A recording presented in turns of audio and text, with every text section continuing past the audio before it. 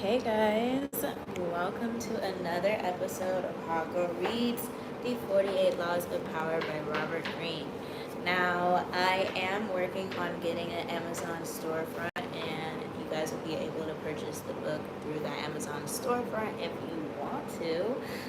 But it's getting a couple days to process, so let's put our fingers crossed for that.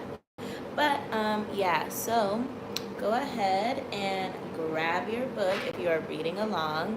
And if you aren't reading along and you're just listening, then get those ears ready. Welcome to another episode of Haka Reads 48 Laws of Power by Robert Greene. Now, today we are on episode 13, Law 13. This is when asking for help, appeal to people's self-interest, never to their mercy or gratitude. Judgment. If you need to turn to an ally for help, do not bother to remind him of your past assistance and good deeds. He will find a way to ignore you.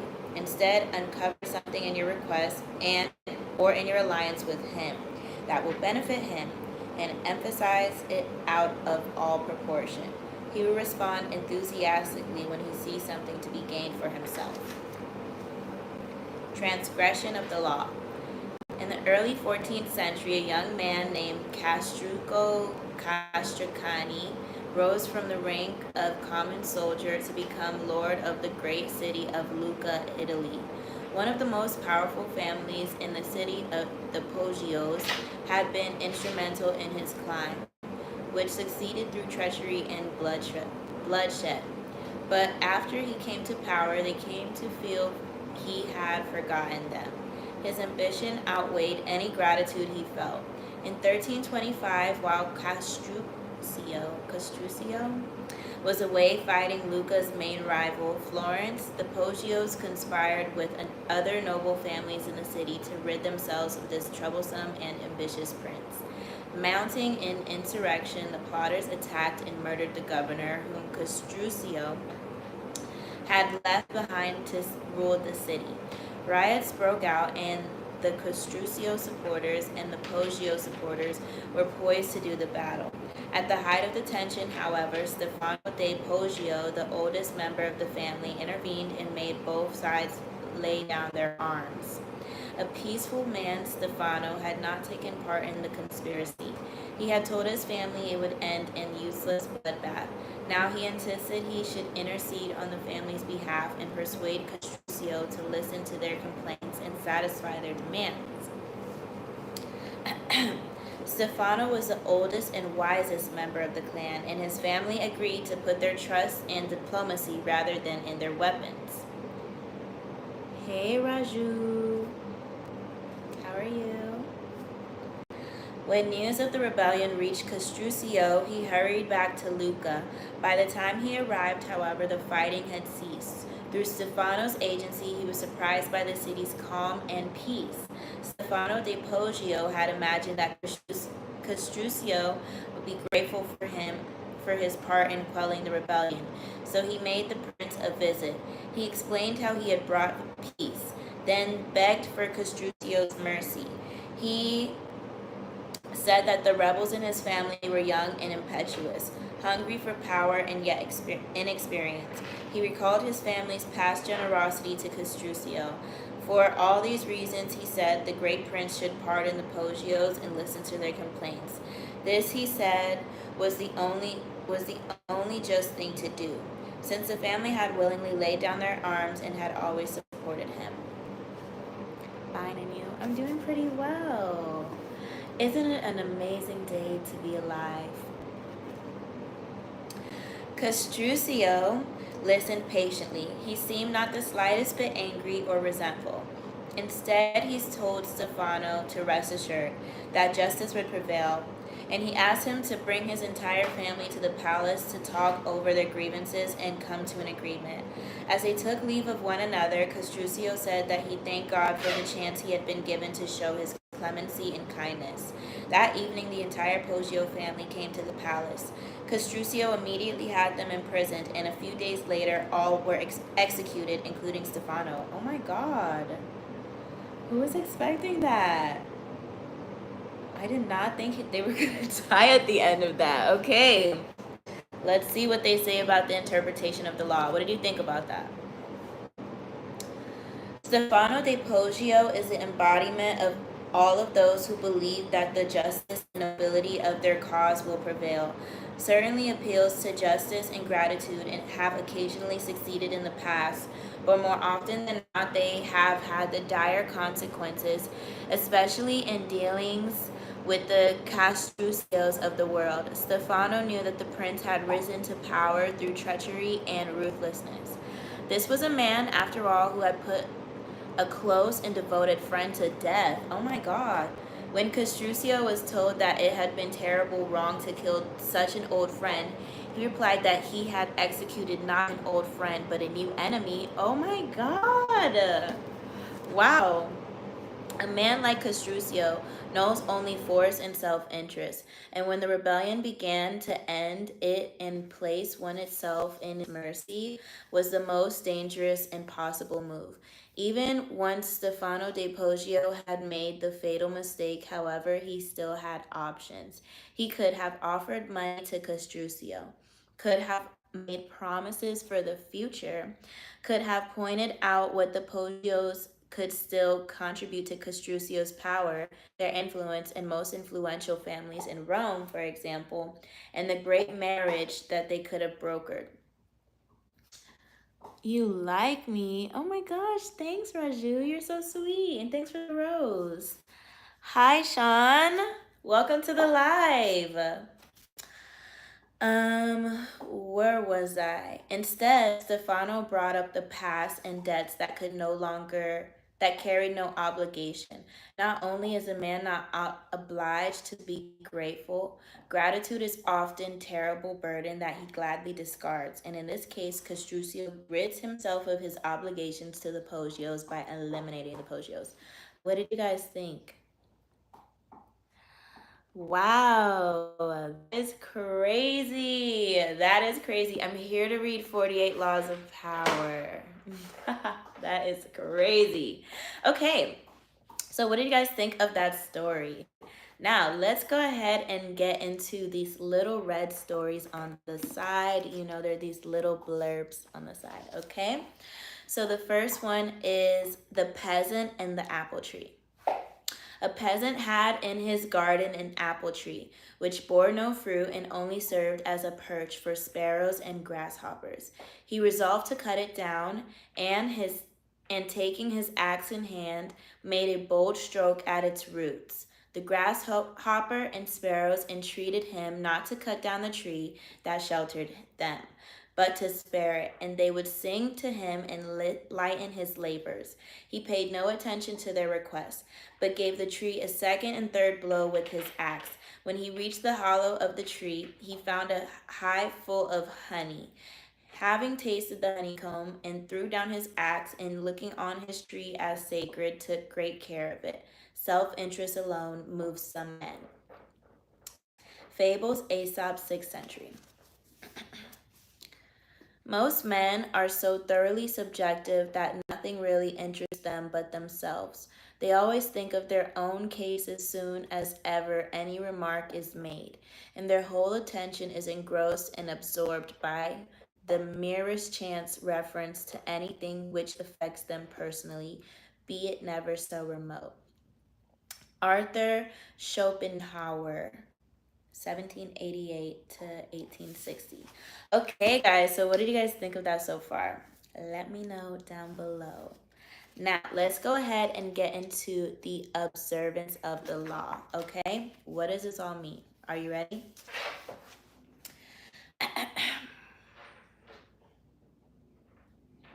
What does that mean? You say? What am I saying? Okay, observance of the law. In 433 BC, just before the Peloponnesian War, the island of Corcyra, what? Corcyra? I don't know. Later called Corfu, in the Greek city-state of Corinth, stood on the brink of conflict. Both parties sent ambassadors to Athens to win over the Athenians to their side. The stakes were high, since whoever had Athens to his side was sure to win. and whoever won the war would certainly give the defeated side no mercy.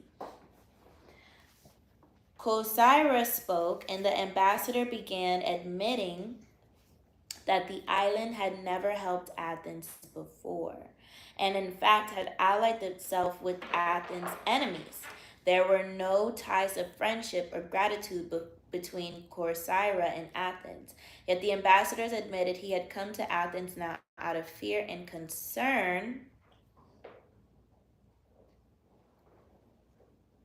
What? This has to be a plot. Oh my god, that is so funny. Um, Out of Kosira's safety. The only thing he could offer was an alliance of mutual interest. Corcyra had a navy only surpassed in size and strength by Athens' own. An alliance between the two states would create a formidable force, one that could intimidate the rival state of Sparta. That, unfortunately, was all that Corcyra had to offer. The representative from Corinth then gave a brilliant, passionate speech in sharp contrast to the dry, colorless approach of Corcyran. I'm sorry, this chat is so funny. You guys are so funny in this chat. You guys are cracking me up. Anyways, sorry. He talked of everything Corinth had done for Athens in the past. He asked how it would look to Athens' other allies if the city put in agreement with a former enemy over one of the present friends, that had served Athens' interests loyally. Perhaps. Do I want to be here? Oh, so funny. Okay, what were we talking about? What were we talking about?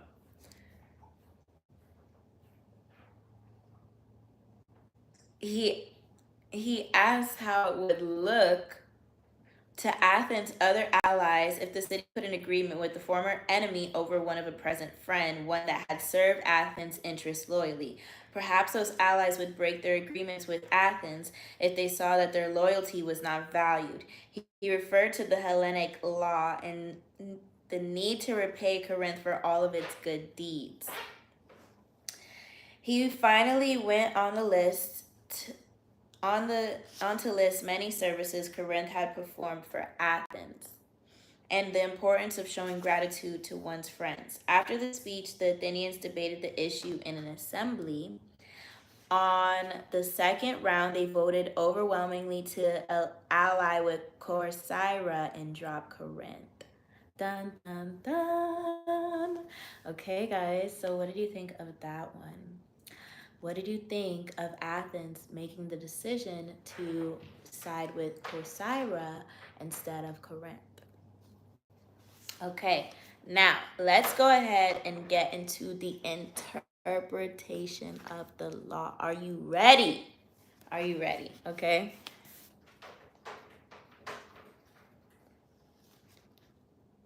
I want to marry you. You want to marry me? You don't even know me.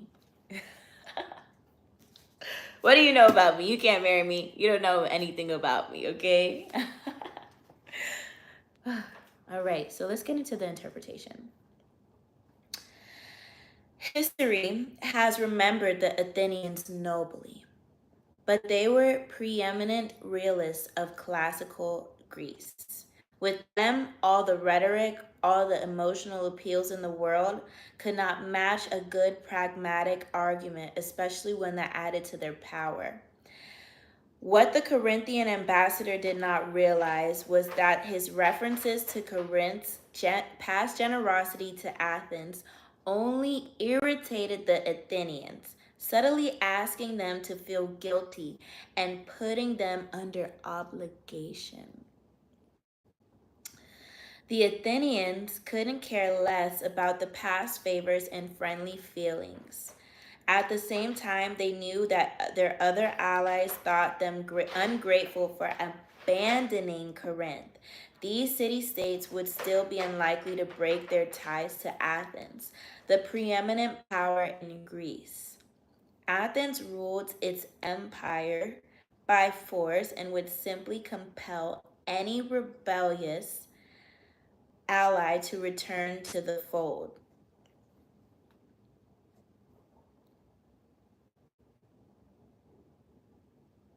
Sean, what is going on? What are you saying right now? Okay.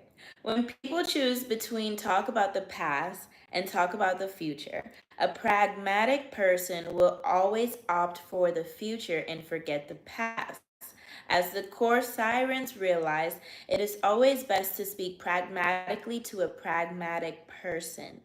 And in the end, most people are in fact pragmatic. They will rarely act against their own self interests. It has always been a rule that the weak should be subject to the strong, and besides, we consider that we are worthy of our power. Up till the present moment, you too used to think that we were, but now, after calculating your own interests, you are beginning to talk in terms of right and wrong. Considerations of this kind have never yet turned people aside from the opportunities of aggrandizement offered by superior strength. Athenian representative to Sparta, quoted in the Peloponnesian War, Thucydides? See, Thucydides? I don't even know how to, like, guys, does anybody speak Greek in this chat? Do you guys know how to say any of these names? Because I'm not sure how to say this. Let me know how you say this. Thucydides. Do you know how to say that? I don't know. From Fort.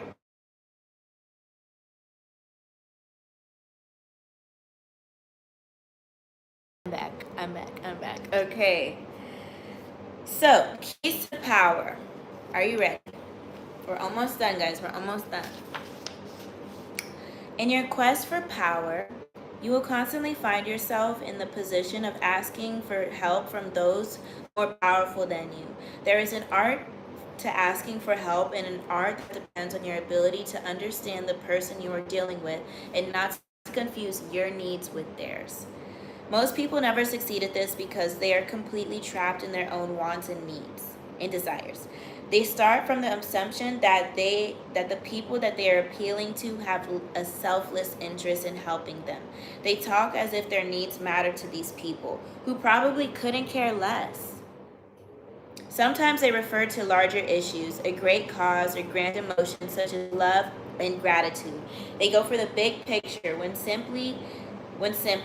Everyday realties would have much more appeal. What they do not realize is that even the most powerful person is locked inside needs of his own, and that if you make no appeal to self-interest, he merely sees you as desperate or at best a waste of time. In the 16th century, Portuguese missionaries tried for years to convert the people of Japan to Catholicism. While at the same time Portugal had a monopoly on trade between Japan and Europe, although missionaries did have some success, they never got far among the ruling elite. By the beginning of the 17th century, in fact, their proselytizing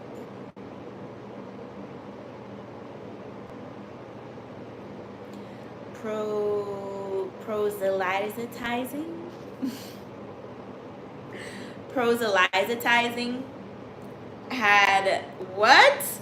Had completely antagonized the Japanese Emperor Ieyasu. When the Dutch began to arrive in Japan in great numbers, Ieyasu was much relieved.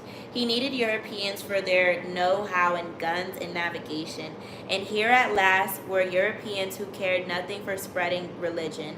The Dutch wanted only to trade. Ieyasu swiftly moved to evict the Portuguese. From then on, he would only deal with the practical-minded Dutch. Japan and Holland were vastly different cultures, but each shared a timeless and universal concern: self-interest. Self-interest. Every person you deal with is like another culture, an alien land with a past that has nothing to do with yours. Yet you can bypass the difference between you and him by appealing to his self-interest. Do not be subtle. You have valuable knowledge to share. You will fill his coffers with gold. You will make him live longer and happier. This is a language that all of us speak and understand. A key step in the process is to understand that the other person's psychology. Is he vain?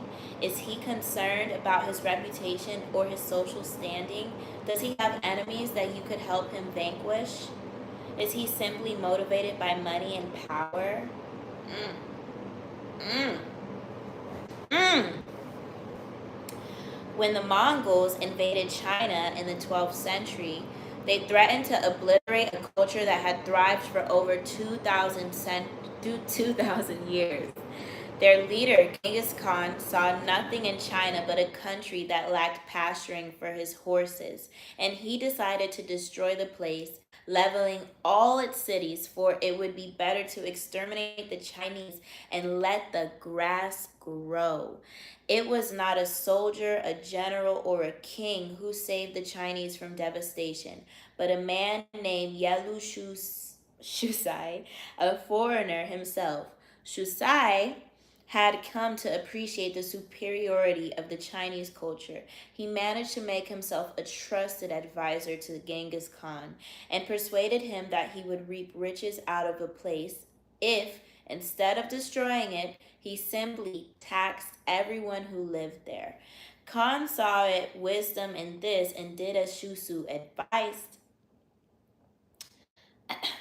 When Khan took the city of Kaifeng after a long siege and decided to massacre its inhabitants, as he had in other cities had resisted him, Shusai told him that the finest craftsmen and engineers in China had fled to Kaifeng, and it would be better to put them to use. Kaifeng was spared. Never before Genghis Khan showed such mercy, but then it really wasn't mercy that saved Kaifeng.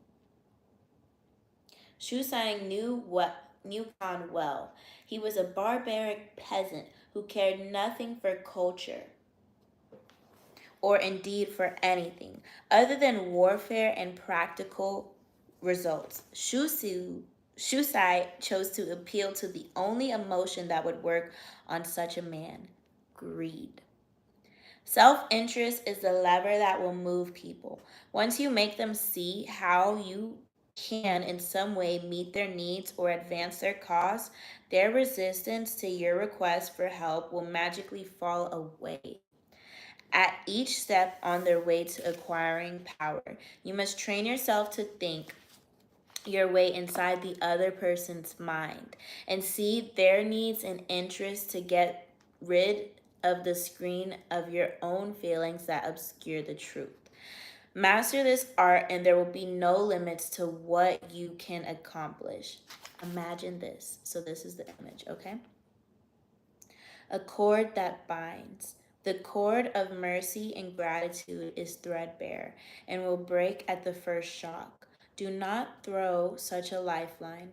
The cord of mutual self interest is woven of many fibers and cannot easily be severed. It will serve you well for years. All right, this is going to be the authority for the law. The shortest and best way to make up your fortune is to let people see clearly that it is in their interest to promote yours. Jean de Le Bruyere, 1645 to 1696. Reversal. Some people will see an appeal to their self-interest and as ugly and ignoble. They actually prefer to be able to exercise charity, mercy, and justice, which are their ways of feeling superior to you. When you beg them for help, you emphasize their power and position. They are strong enough to need nothing from you except the chance to feel superior. This is the wine that intoxicates them. They are dying to fund your project and introduce you to powerful people, provided, of course, that this is all done in public and for a good cause. Usually, the more public, the better. Not everyone then can be approached through cynical self interest. Some people will be put off by it. Because they don't want to seem to be motivated by such things, they need opportunities to display their good heart. Do not be shy. Give them the opportunity. It is not as if you are conning them by asking for help. It is really their pleasure to give and to be seen giving. You must distinguish the difference among powerful people and figure out what makes them tick. When they ooze greed, do not appeal to their charity. When they want to look charitable and noble, do not appeal to their greed. Okay, guys, so what did you think of that chapter? I'm going to tell you a little bit about my thoughts. I am starting to do this if I do have time in the day to talk about a little bit about my thoughts of that chapter. So, I think that's really true. Like, I think a lot of the times, like, people will do things out of the kindness of their heart, but a lot of the times people do things out of their self-interest. So if you do like want to ask for something, it's always like it's almost like you have to offer something in return. Like trading goods and services is going to start becoming more of a thing, I feel like okay, I will do X, Y, and Z if you do X, Y, and Z, and collaboratively it will help us grow. And I've seen like in the past, like people will do X, Y, and Z in me, and I'll do X, Y, and Z in them to help them grow and like everything get better and stuff like that. And I feel like that's kind of the same, and that's the gist of the last chapter. Now, if you guys have any thoughts on it below, let me know. And thank you for tuning in. I will see you for the next one. Oh, wait, what was I doing again?